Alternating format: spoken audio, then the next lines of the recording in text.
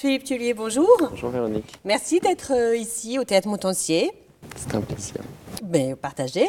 On va parler de vous, de quelqu'un qui n'est pas là, qui s'appelle Émile Laroche, qui est votre alter ego, car vous êtes à tous les deux un groupe qui s'appelle Saint-Michel, qui va être présent sur cette même scène le 31 janvier, donc au Théâtre Montansier à 20h30. Voilà la raison de notre rencontre. Et donc, moi, j'aimerais en savoir plus sur vous, votre groupe, votre histoire. Déjà, ce nom Saint-Michel. Alors, ce que j'ai oublié de dire, c'est que vous êtes Versaillais. Oui. Voilà, Émile parisien. Oui, absolument. Voilà. Mais vous êtes Versaillais et vous travaillez à Versailles aussi, comme on le verra plus tard. Et je vis à Versailles. Et vous vivez à Versailles. Voilà. Donc, racontez-moi, ce groupe Saint-Michel, d'où vient ce nom alors? Question que tout le monde vous pose. Alors, le nom vient d'une envie d'avoir quelque chose de français. D'accord. On est conscient qu'on est un petit peu absorbé par la culture anglo-saxonne. Déjà, on chante en anglais. On aime beaucoup d'artistes d'outre-Manche ou outre-Atlantique. Oui. Et du coup, on voulait trouver quelque chose qui défende un peu une idée à la française. Donc, on a commencé à sortir des vieux bouquins d'histoire. Ouais. Et on cherchait dans des noms de personnages, de chevaliers, de châteaux forts, de trucs dans le genre. C'était votre imaginaire, c'était ce qui vous faisait rêver enfant? Ouais, absolument.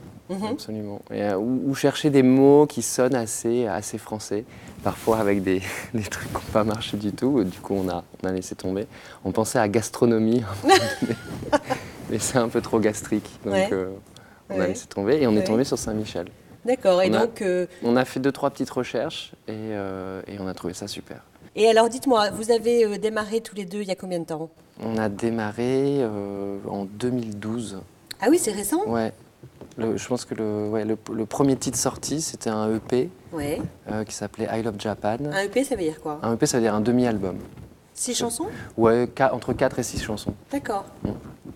Ok. Et donc ça, c'était en I 2012. Love Japan, c'était le titre d'une chanson qui est devenue le titre de l'EP. Exactement. Ok.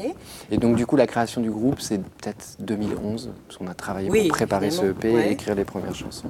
D'accord. Et donc vous avez sorti un album, un premier album qui s'appelle Making Love and Climbing. Voilà, celui-là, la pochette, 33 tours. Faire l'amour et l'escalade. Faire l'amour et l'escalade. En même temps? En même temps? C'est possible, tout est possible. Avant, après.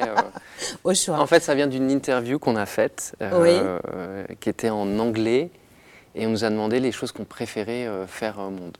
Et c'était ces deux choses. Et donc j'ai répondu ça. Et après, on s'est dit, ça ferait un bon titre d'album. D'accord. Ah, c'est rigolo ça. Donc en fait, ça c'est sorti, vous m'avez dit en octobre 2013. Octobre 2013, voilà. Donc en fait, c'est ce que j'imagine les morceaux qu'on va entendre sur scène. Oui, en partie, avec des nouveautés aussi. Alors les nouveautés qui seront dans le prochain album, j'imagine, qui est prévu pour quand? Ça, je ne peux pas vous dire. On ne sait pas. Non. Et c'est bien parce que ça nous laisse le temps de faire le travail d'écriture. Enfin, les producteurs voudraient avoir une date. Oui. Et nous, on lutte pour essayer de... Voilà, on ne lâchera pas. D'accord. Bon, et alors maintenant, pour revenir plus personnellement à vous et à Émile, vous êtes musicien à la base, pas du tout? Comment ça s'est passé moi, je suis musicien, mais autodidacte, parce que j'ai pas du tout fait d'école de musique, le conservatoire, ce genre de choses. D'accord. Je sais encore pas lire les notes aujourd'hui. Oui. Émile, lui, a fait le conservatoire. Ok. Et ce que vous jouez, comment on la caractérise, votre musique? Comment on l'appelle C'est techniquement, enfin... Après, c'est toujours compliqué parce que c'est les noms, les groupes, les sous-groupes, les sous-appellations. La définition, c'est de la pop électro. D'accord. Voilà. Ok. Et est-ce que vous sentez une filiation par rapport au son versaillais? Oui, voilà. Ça vous parle quand on vous dit ça ou vous dites non? Oui, c'est le cas, mais je pense qu'après, on peut aussi être influencé ou ressembler à des groupes qui sont à l'autre bout de la Terre. Comme les autres groupes versaillais l'ont été. Oui, voilà. Mais c'est vrai qu'il y a peut-être il y a un petit fil rouge avec les différents artistes qui existent dans la région. Donc on pense à R, on pense à Phoenix. Voilà.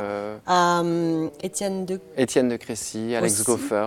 Alors Étienne de Crécy, Alex Goffer, eux, c'est des DJ vraiment, donc c'est un petit peu différent. D'accord, Alex Goffer, il a travaillé avec vous, j'ai l'impression. On a travaillé avec Alex Goffer, Voilà, il a mixé l'album. Ok, donc c'est un Versaillais. C'est un Versaillais aussi, qui maintenant est installé à Paris. D'accord. En fait, tous les Versaillais ont quitté le bateau. Bah, sauf vous. Bah, moi, je suis revenu de Paris. Voilà, c'est ça.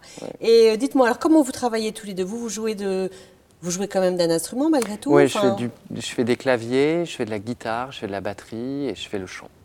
Le chant, oui, c'est vous qui chantez. Voilà. Et Émile? Et Émile fait de la basse Ouais. et des claviers. Et des claviers. D'accord. Et donc, vos paroles sont en anglais. Est-ce que Ouais. c'est... Pourquoi? Pourquoi? Parce que on aime beaucoup la musique anglo-saxonne, comme je disais tout à l'heure, c'est une grosse influence et du coup pour nous c'était naturel de chanter en anglais. D'accord. C'est comme ça que vous fonctionnez. Oui, Quand voilà, vous chantez dans votre tête, c'est de l'anglais. Enfin, ouais, c'est, je me pose pas la question et je le sens comme ça. Ok. Mais qui sait, peut-être que dans 10 ans je sortirai un album solo de chansons françaises. Oui, on ne sait pas. Ouais. Mm. Mais à l'heure actuelle, je suis plus à l'aise avec la langue anglaise. À l'étranger, justement, vous êtes allé jouer, vous avez fait Ouais. des festivals. Comment On a joué aux comment vous êtes États-Unis, on a joué en Italie, on a Ah joué oui. en Chine. Ouais. D'accord. Ouais. Et ça s'est passé? C'était super. C'est très différent entre les États-Unis et la Chine. Ouais, Ça n'a rien à j'imagine. voir. On a joué à New York dans un lieu qui s'appelle Le Baron, D'accord. qui est donc un club un peu branché et tout ça. Donc là, c'était un peu Et votre public, le alors gratin c'était. new-yorkais. Oui, qui était attiré justement par cette Ouais, aura par ce de côté French Frenchy, Touch. ouais, Oui. absolument. Ouais. Ouais, donc vous avez quelque part, je sais pas si c'est peut-être un public un peu acquis, enfin des gens qui sont attentifs à Je pense cette. je pense que à les ce gens courant. portent un intérêt à ce courant-là, ouais. Parce qu'il y a une... Vous êtes un peu porté par la vague de ceux d'avant. Clairement, ah oui, Oui. oui. Ouais, moi, je remercie du fond du cœur tous les grands frères, entre Qui ont fait le guillemets, boulot qui ont avant déjà et qui ouvert la continuent. voie Oui. et qui nous ont vachement inspirés. Je sais que moi-même, personnellement, je fais de la musique en partie aussi grâce à eux. Parce qu'ils D'accord. m'ont donné l'idée que c'était quelque chose de possible. C'est-à-dire?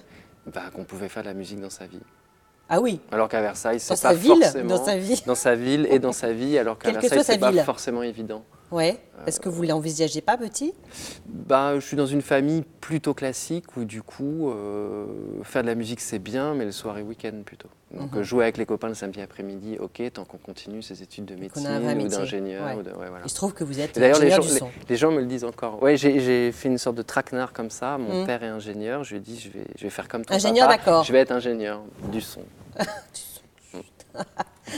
Bon, bah comme ça, ils sont contents. Ouais, aujourd'hui, ils sont contents. Et vous aussi. Ouais. Alors Philippe, donc on va se retrouver le 31 janvier ici au Théâtre Montancier. Pour le premier concert de Saint-Michel à Versailles. Ah, ça sera le premier concert à Absolument. Versailles. Donc on est très heureux de jouer pour la première Ah, fois c'est à génial, ça. Versailles et ici.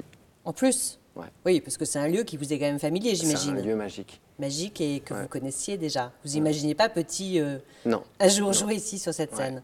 Voilà, donc on va vous découvrir déjà un petit peu en avant-première avec un clip. Et après, vous allez nous emmener dans un autre lieu Notre lieu de travail, là où on bosse tous les jours, qui est... qui est un lieu de résidence musicale qui nous a été confié par la mairie, D'accord. qui est un endroit génial. On Bon, peut bah, travailler écoutez, dans des super conditions. N'en disons pas plus. Vous allez découvrir Et ça. allons-y. Je vous emmène. Ok.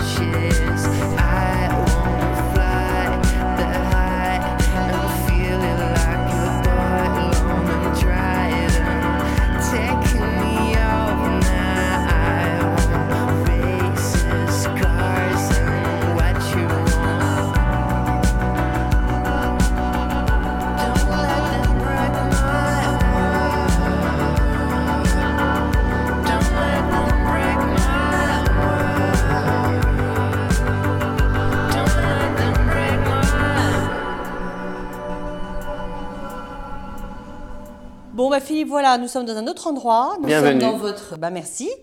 On découvre là votre laboratoire, votre cuisine, votre studio d'enregistrement. Exactement, là on Ouais. fait notre petite tambouille quotidienne. Voilà, là où vous travaillez, vous concevez vos morceaux. Et vous êtes à résidence en fait. Absolument. Racontez-moi comment ça s'est passé. Tout ça s'est fait grâce à Johan Turbé de l'OFF, Oui. qui nous a contactés. Et on a pris un rendez-vous, on s'est rencontrés. Il avait à cœur de pouvoir nous aider un peu En tant à que nous groupe, développer en tant que versaillais. groupe, voilà, en tant Ouais. que représentant de la culture versaillaise. D'accord. Et du coup, il nous a permis d'obtenir, grâce aussi à Sophie Danis, qui est la conservatrice de la bibliothèque, Oui. parce que en fait, cet endroit, c'est l'appartement de fonction de la conservatrice, mais ne l'occupant pas, elle a trouvé l'idée chouette.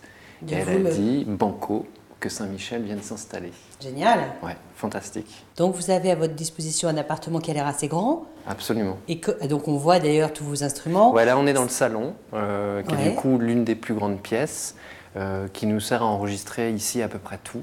D'accord. C'est-à-dire qu'ici on peut aussi bien faire des batteries que des guitares, des synthés. Et surtout ici on peut s'installer à plusieurs pour faire des prises de groupe, où on va travailler éventuellement avec Paul ou avec d'autres musiciens qui pourraient intervenir. D'accord, sur les morceaux. Voilà. Ok, oui, parce que comme on l'a déjà dit, vous faites vraiment tout vous-même, de A à Z, de la composition, des musiques, les mélodies, les paroles. Ouais. Les paroles, c'est vous qui écrivez? Absolument, ouais. Tout? Ouais. Tout seul? Ouais. Voilà. Je me fais corriger par des Anglais. Oui, c'est vrai. Ouais. Pour être sûr d'être nickel. Et alors après, vous m'expliquiez, donc il y a d'autres pièces dans cet appartement, et vous, avec votre formation d'ingénieur du son, vous êtes hyper pointu, si je puis dire, et vous êtes allé repérer finalement quelle pièce convenait le mieux. Pour quel instrument? Pour quel instrument? Ouais. C'est ça. Comment vous m'expliquez ça? C'est un peu empirique comme méthode. Ouais. Au départ, on fait des tests pour voir comment sonne la pièce. Est-ce qu'elle a beaucoup de réverb? Est-ce qu'elle a peu de réverb? Est-ce qu'elle est sèche? Est-ce qu'elle est résonante? Ensuite, quel caractère elle a? Est-ce qu'elle va favoriser les basses, les médiums, les aigus? C'est drôle ça. Ouais. Et par rapport à tout ça, ensuite, on décide du coup d'y enregistrer tel ou tel instrument. Ok, écoutez, génial. Merci de nous avoir dévoilé cette part de votre intimité musicale. Merci d'être venu. Et puis, à très vite. À très bientôt. On espère vous faire découvrir rapidement le deuxième album. Oui, parce qu'on est, vous en êtes où alors? Ici pour faire le travail d'écriture et d'enregistrement du deuxième disque. Vous écrivez ici aussi? Ouais, j'écris beaucoup ici. Vous écrivez pas la nuit? Si. J'écris aussi la nuit, mais ça dépend des périodes. Mais là, avec un tel endroit, c'est génial de venir le matin, inspirant. Sortir sa guitare ou un synthé et écrire des chansons. Et vous pensez que ça va influencer votre musique, vos textes? Oui, parce que je veux mettre de la musique baroque du coup dans le deuxième album. Qui n'était pas prévu auparavant. Dans un bâtiment d'époque. Ouais. Je pense que c'est un bâtiment classé. On est entouré d'un truc comme 700 000 livres. Donc du coup, ça donne vachement envie de s'ancrer dans l'histoire de la ville. Donc j'ai envie de mettre du baroque. Et ça, c'est venu vraiment... Du fait d'être ici, oui. Voilà, vous auriez été ailleurs, vous l'auriez pas fait. J'ai fait tout le premier album dans ma chambre de 15 mètres carrés. Oui, c'était pas la même inspiration. Et donc j'ai moins pensé au baroque. On vous laisse travailler. Merci Philippe. Merci et à puis vous. La prochaine Merci fois, Émile sera là. Ouais, sûrement. Super. Merci, à bientôt. Merci.